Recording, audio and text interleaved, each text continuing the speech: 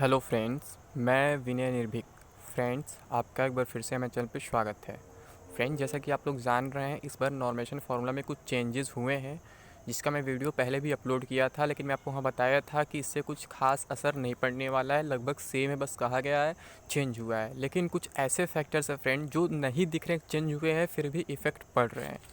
क्या पढ़ रहे हैं ये आपको जानना ज़रूरी हो जाता है फ्रेंड्स। वैसे जो लोग मेरे पुराने वीडियो नहीं देखे हैं कि नॉर्मेशन कैसे काउंट होता है, क्या होता है, वो देख सकते हैं।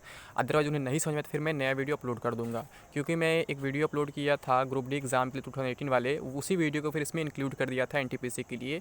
तो शायद कुछ लोग उसे देख नहीं पाए या फिर समझ नहीं पाए हैं। तो मैं कोशिश करूँगा एक फार्मूला के साथ एक नया वीडियो अपलोड कर दूँ। लेकिन मैं अभी बताना चाहता हूँ कि नॉर्मेशन कैसे काफ़ी बच्चों को फेल करने वाला है। जी हाँ फ्रेंड्स, यहाँ पे देख रहे हैं नए नॉर्मेशन प्रोसेस से काफ़ी छात्र हो जाएंगे फेल। ठीक है, अभी आप देखिए, पहले फार्मूला हल्का सा देख लीजिए, फिर मैं बताता हूँ कैसे फेल होने वाले हैं, कैसे क्या होने वाले ये देख लेते हैं। ये केवल एनटीपीसी के लिए नहीं फ्रेंड्स, ये ग्रुप डी में भी सेम फॉलो होने वाला है, अगर आप लोग इसके खिलाफ आवाज़ नहीं उठाते हैं तो। ठीक है, जी हाँ फ्रेंड्स, आपको इसके खिलाफ आवाज़ उठाना होगा। अदरवाइज़ बहुत बड़ा धोखा होने वाला है, जिसका ईजी शिफ्ट में एग्ज़ाम पड़ा है या फिर पढ़ने वाला है। ठीक है, पहले सुन लीजिए, जिसका ईजी शिफ्ट में एग्ज़ाम हुआ है फिर होने वाला, उसके साथ बहुत बड़ा नुकसान या फिर धोखा होने वाला है कह सकते हैं। और जिसका टफ शिफ्ट में रहेगा उसको बहुत ज़्यादा फ़ायदा होने वाला है। ठीक है, तो मैं दिखाता हूँ मैं क्या कह रहा हूँ। पिछले बार का जो था रूल वो थोड़ा चेंज हो गया, फॉर्मूला देखने में सेम है बट अंदर से कुछ डिफरेंस आए हैं, जो आपको मैं अभी बताऊँगा कैसे।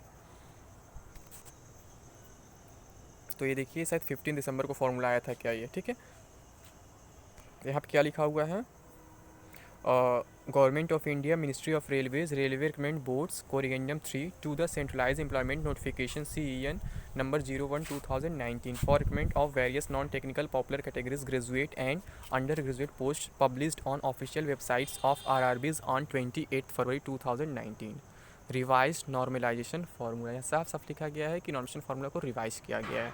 ठीक है, लेकिन इसमें कुछ खास दिख नहीं रहा है चेंज, लेकिन जब रिजल्ट आएगा तो आपको बहुत ज़्यादा चेंज दिखेगा और आपको झटका लगेगा।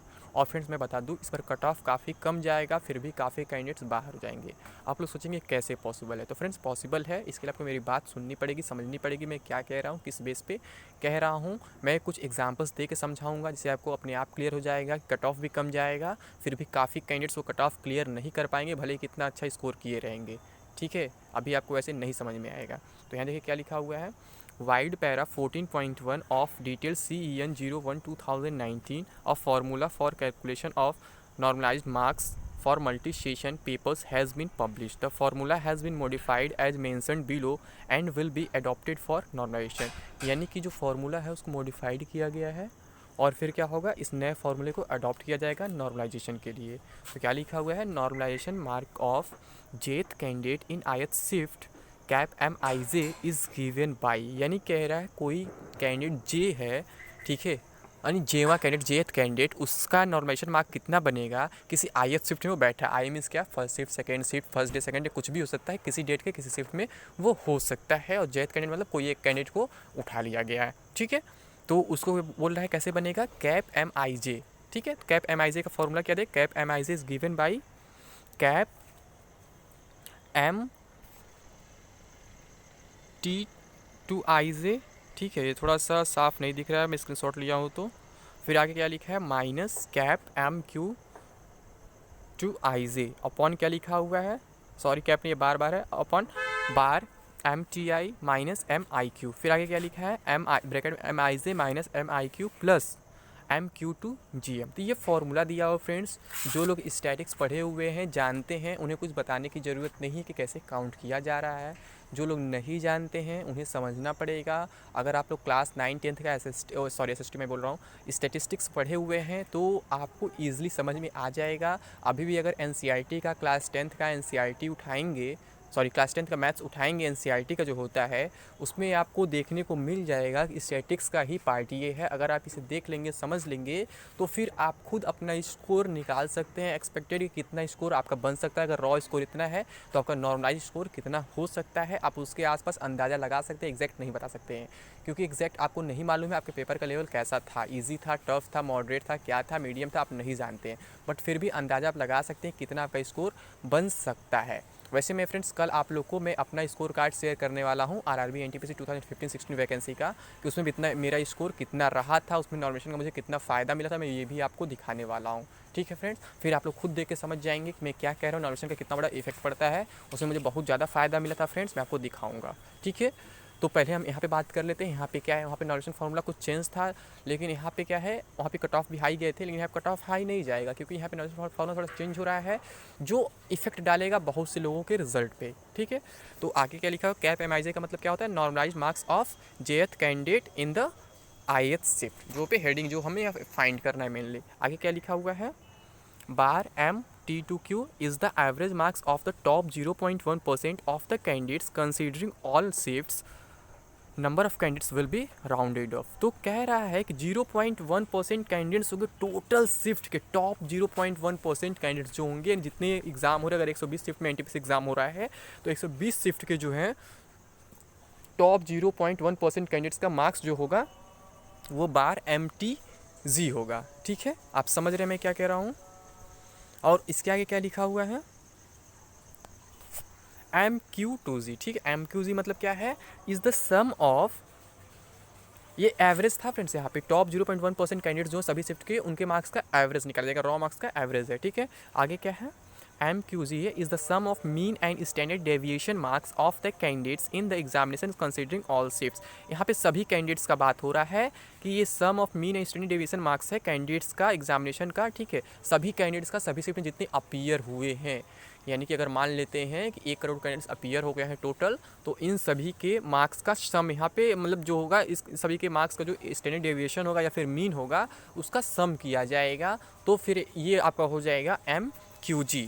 वैसे आपको बिना एग्जाम्पल के मैं लूँगा समझ में नहीं आएगा, मैं कोशिश करूँगा इस पर एक अलग वीडियो ला दूँ कि एग्जाम्पल से बता दूँ, बट अभी मैं जो बताना चाह रहा हूँ कैसे इसका इफेक्ट पड़ने वाला है वो आपको समझना अभी जरूरी है यहाँ पे फ्रेंड्स। ठीक है, तो कैप MTI लिखा हुआ है is the average marks of the top 0.1% of the candidates in the IAS shift, number of candidates will be rounded off, हर जगह राउंडेड ऑफ होगा। यहाँ पे क्या है, MTI क्या है, एवरेज मार्क्स है, टॉप 0.1% कैंडिडेट्स का है, लेकिन टोटल ओवरऑल शिफ्ट का नहीं है, किसी एक शिफ्ट का है, जिस शिफ्ट का हम काउंट कर रहे हैं, जिस कैंडिडेट के लिए हम काउंट कर रहे हैं उसका है, और नंबर ऑफ पॉइंट्स जो राउंडेड ऑफ हो जाएगा। ठीक है, आगे क्या लिखा हुआ है, MIQ क्या, is the sum of mean marks and standard deviation of the IAS shift. तो MIQ जो है मीन मार्क्स और स्टैंडर्ड डेविएशन का सम है। ठीक है, जो IAS शिफ्ट में है। ठीक है फ्रेंड्स, और आगे क्या लिखा हुआ है, MIJ is the actual marks obtained by the jth candidate in the IAS shift, यानी कि जो MIJ है वो आपका actual marks, actual raw marks कितना है उसे आपको मतलब यहाँ पे पुट करना है फॉर्मूले में।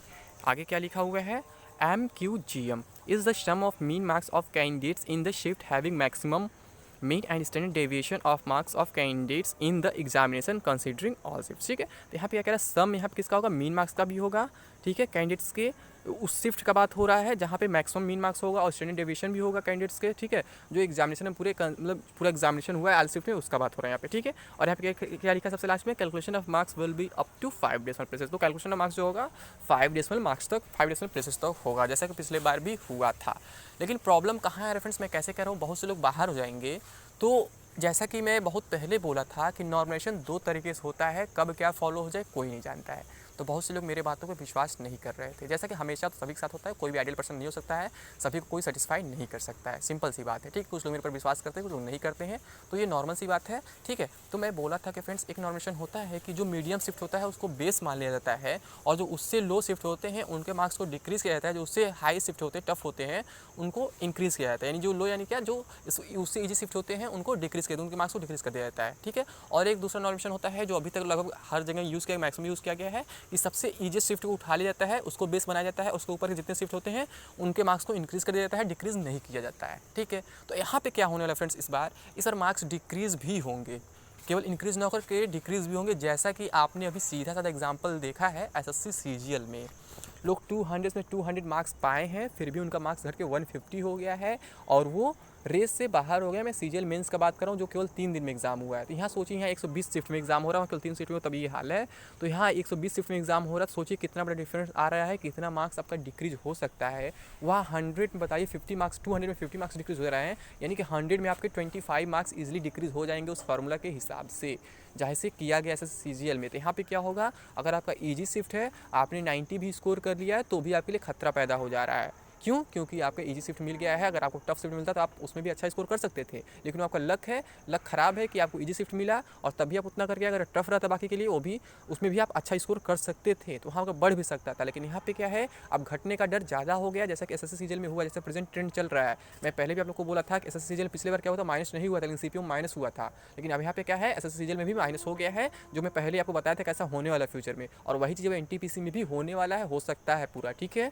तो यहाँ माइनस हो सकता है, यानी अगर आपका एग्जाम ईजी शिफ्ट में पड़ गया है तो फिर आपके लिए प्रॉब्लम खड़ी हो सकती है फ्रेंड्स, कि आप हो सकता है रेस से बाहर हो जाए, भले कितना अच्छा स्कोर किए हो। इसलिए इसके खिलाफ आपको आवाज़ उठाना होगा कि पेपर का लेवल ये लोग मेंटेन करें, चाहे आरआरबी एनटीपीसी हो, चाहे फिर आरआरसी ग्रुप डी का एग्जाम हो, पेपर का लेवल मेंटेन करें और बहुत ज़्यादा डिफरेंस ना आए। एक दिन में एग्जाम कराना पॉसिबल नहीं है, लेकिन पेपर का लेवल तो लोग मेंटेन कर सकते हैं, सेम रख सकते हैं, ताकि नॉर्मलाइजेशन से बहुत ज़्यादा किसी का नुकसान या फ़ायदा ना हो।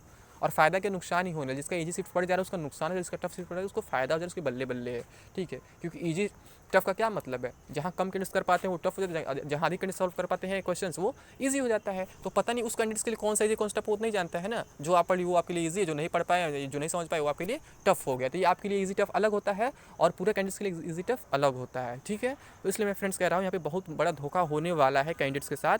हो सकता है कि किसी का ईजी शिफ्ट पड़ जाए और बहुत अच्छा स्कोर कर ले, फिर भी उसके मार्क्स क्या हो, कम हो जाए, ऐसा हो सकता है फ्रेंड्स, केवल नॉर्मलाइजेशन की ही वजह से। तो फ्रेंड्स मैं आपसे कहूँगा इसके खिलाफ आप लोग आवाज़ उठाएं, नहीं तो फिर बहुत बड़ा नुकसान होने वाला है, चाहे एनटीपीसी एग्जाम हो, चाहे फिर ग्रुप डी हो, जो फ्यूचर में होने वाला है, ठीक है। तो मैं बस इतना ही अपडेट देना चाहता था। फिर मैं एक बार क्या करूँगा, एग्जाम्पल के साथ समझा दूंगा, वैल्यू पुट करके इतने मार्क्स अगर आपके बनते हैं तो कितने हो सकते हैं, सब मैं समझाने वाला हूँ। उससे पहले मैं आपको अपना स्कोर शेयर करूँगा, और जो पिछली वैकेंसी थी उसका शेयर करने वाला हूँ, ठीक है। और फिर मैं बताने वाला हूँ वहाँ पे मुझे कितना फ़ायदा क्या नुकसान हुआ था, मैं ये भी बताने वाला हूँ फ्रेंड्स, ठीक है। तो अभी के लिए बस इतना ही फ्रेंड्स, थैंक यू, जय हिंद, जय भारत।